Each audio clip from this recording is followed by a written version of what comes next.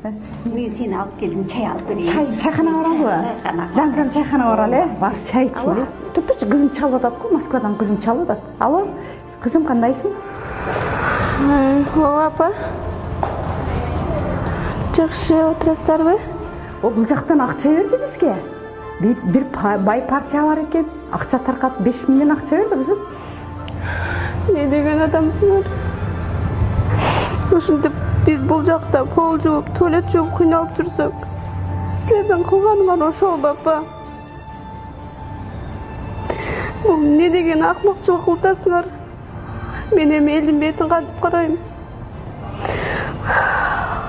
Қызым Москвалап туалет жуып жүрсе, апасы ар кимдин партияның ақшасын алып жеп отырат дейт.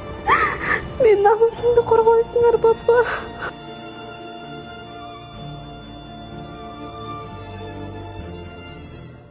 Алла дейсің бе? Арам ақша ғой. Біздің кете алмай атамыз бұл жақта.